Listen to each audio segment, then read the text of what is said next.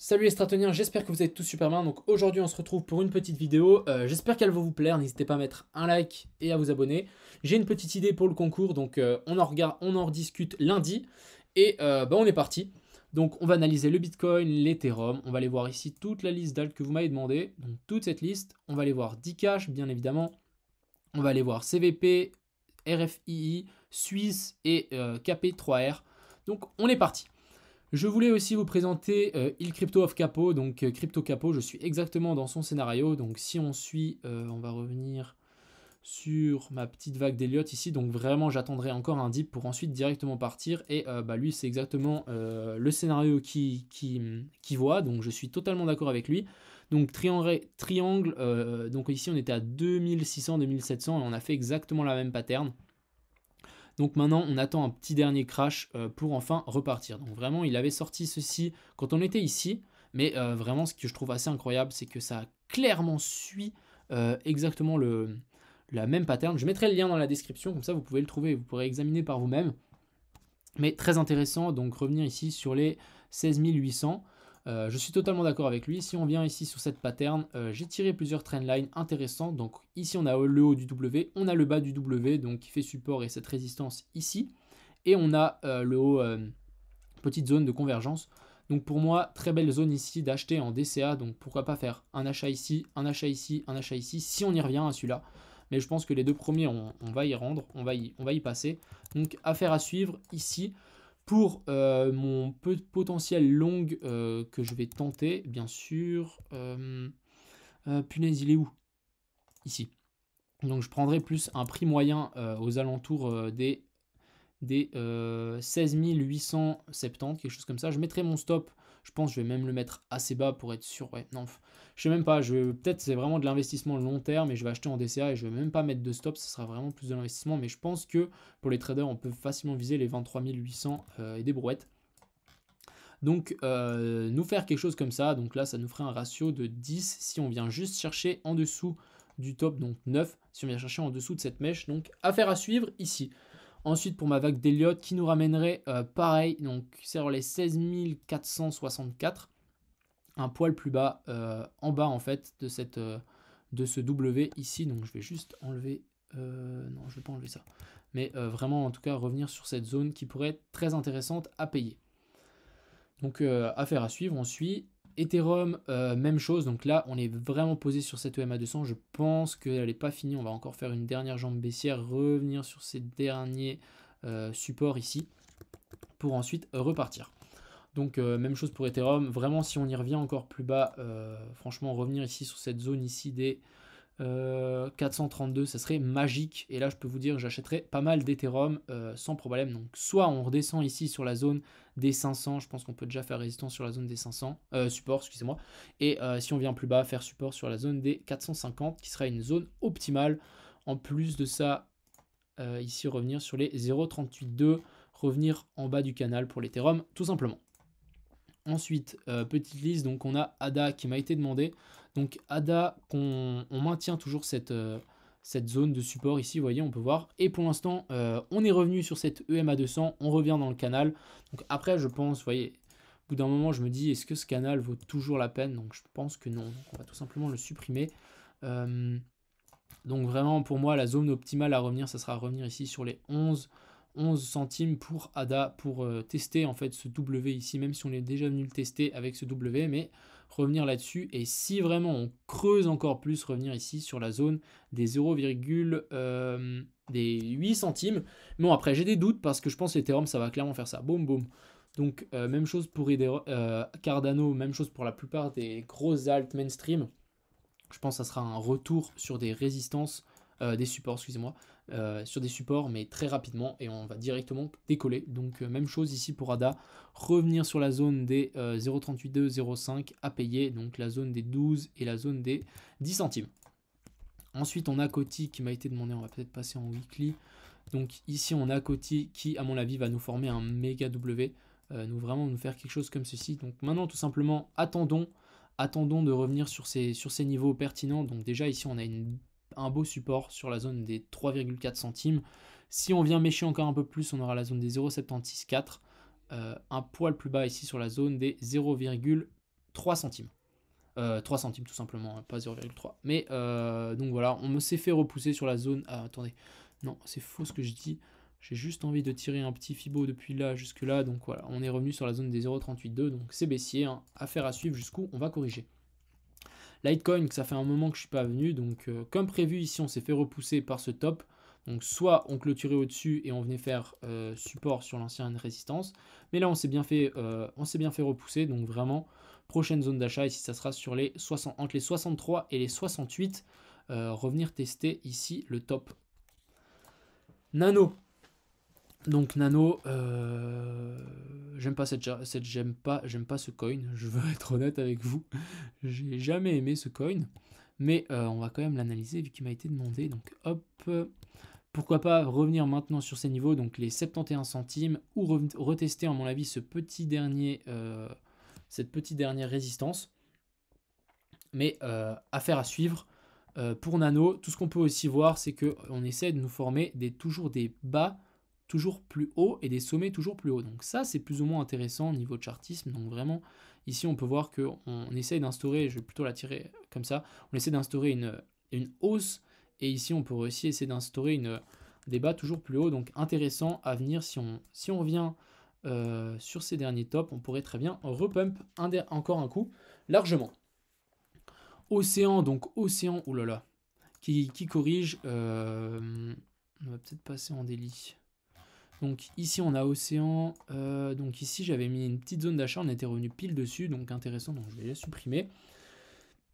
Maintenant, on corrige vraiment plus en moins bas. Donc je pense qu'on pourrait tout simplement prolonger ici ce range. Et du coup, pour moi, prochain achat, ça sera revenir ici sur les 32 centimes pour Waves. On peut voir qu'on est venu pile support sur cet ancien, le range tout simplement. On pourrait presque imaginer aussi nous former une épaule tête-épaule ici. Et donc ça pourrait dire qu'on corrige jusqu'ici en bas. Donc c'est possible aussi, mais bon, après on verra si quand on revient sur ces niveaux, donc les niveaux des 32 centimes. Je vous rappelle que si le Bitcoin repart, hein, ce genre de choses, ça va aussi suivre tout simplement. OGN, donc hop, en weekly, donc OGN, on est sur des plus bas, très bas, tout simplement. On est clairement sur une zone de support. Donc vraiment ici pour moi très grosse zone de support. Maintenant il faut être ce genre de chart j'aime pas trop hein, parce qu'on est pour l'instant dans un énorme range ici et si on venait à nous faire ça, ça sera extrêmement mauvais signe. Donc ici patience, moi je voudrais plutôt attendre une confirmation de hausse avant de mettre les pieds dedans. OMG donc non pas OMG, OM excuse-moi. Donc ici OM j'avais mis cette petite pattern à mon avis sur Telegram.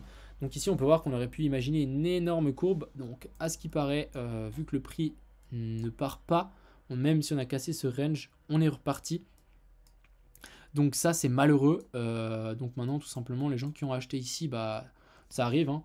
Maintenant prochaine zone, ça sera revenir ici sur les 6,4 centimes. Donc c'est pour ça que je vous invite à toujours garder des billes. Donc vous dites allez je mets 1000 balles sur OM, mais quand on arrive ici, mettez pas 1000 balles, mettez 300. Attendez, faites en DCA. Et si vraiment vous voyez que ça confirme, achetez pendant que ça monte. Donc, parce que ça peut toujours descendre. Et là, si vous avez gardé des billes, par exemple 700, vous allez être content d'acheter un petit peu ici pour baisser la moyenne, tout simplement. Donc c'est vraiment la technique que je conseille à tous, c'est la technique DCA. Même moi, je l'utilise. Hein. Donc maintenant, prochaine zone pour moi, ce sera les 6,5 centimes, revenir en bas de ce range, en espérant qu'ils tiennent la route. Ensuite ORN, donc ORN on va tout simplement directement tirer un Fibo. Donc moi j'aime bien tirer les Fibos, ça me permet de voir jusqu'où on est dans le pattern baissier. Donc ici on peut directement voir, pour moi on aura clairement un support sur cette zone et un support sur cette zone ici. Donc hop, je vais même plutôt le mettre comme ceci. Donc pourquoi la baisse pour moi n'est pas finie? Je pense que vous savez tous un petit peu la baisse, ça descend en A, B, C. Et je pense qu'on pourrait très bien faire ce genre de figure et redescendre très très bas pour ensuite stabiliser et ensuite repartir. Donc OM, la baisse n'est pas finie, je pense.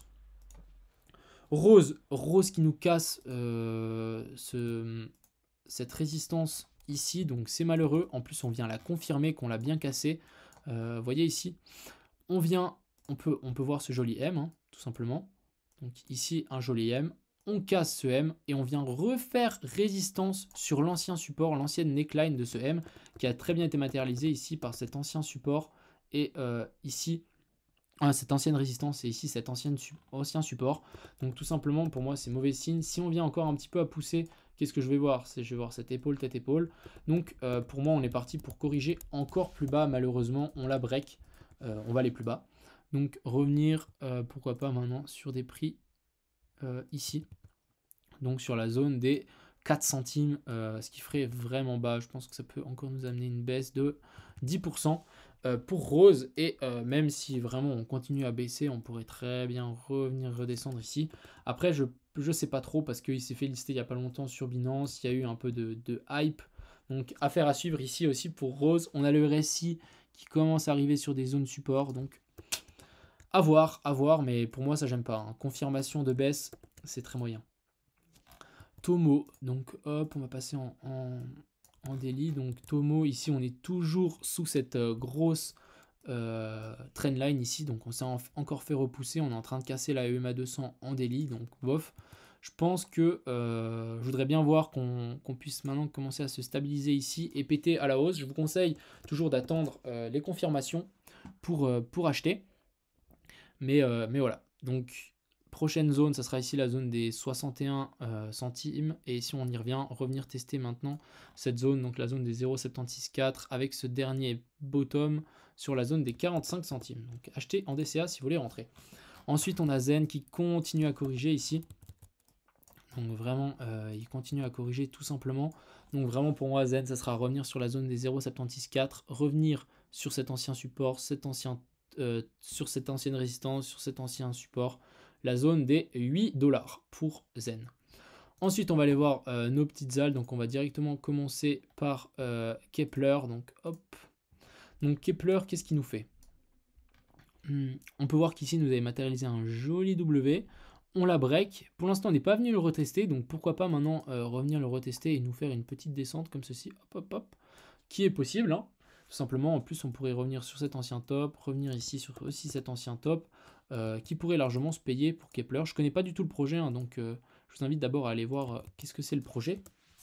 Mais revenir ici sur la zone des 288 pour ensuite, donc je pense à mon avis, la baisse ici n'est pas finie. Ensuite, on va aller voir CVP. Donc CVP, je pense que ça serait intéressant de prendre un petit peu de recul, même s'il fait que pumper en ce moment, c'est un truc de malade. Donc vraiment, on peut voir cette charte. On est en train d'instaurer, j'ai un peu l'impression de voir Link à l'époque, hein. C'était Link qui était clairement dans une zone de compression comme ça, qui montait, et ensuite on a fait boum boum. Et là, boum, les gens ont vu 10, 20 $, boum, arriver d'un coup. Donc ici, moi j'attends vraiment, j'ai un peu allégé ma position, après je pense que je vais regretter.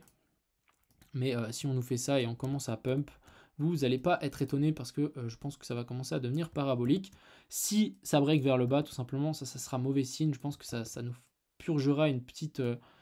faire une petite purge, par exemple au 2,38, revenir ici sur l'ancienne résistance. Ensuite, on va aller voir RFII. Donc, je suis actuellement dans RFII. Hein. J'ai bien fait d'acheter un petit peu en DCA parce que hier, ça a fait un beau pump. Donc, je vous rappelle, j'ai acheté un petit peu ici et un petit peu ici. Donc, ici, on a fait un joli pump. Maintenant, on corrige. Je pense que c'est une correction assez saine. On pourrait, pourquoi pas, imaginer maintenant un triple bottom. Donc, vraiment quelque chose plus ou moins épaule, tête, épaule. Donc, vraiment quelque chose comme ceci.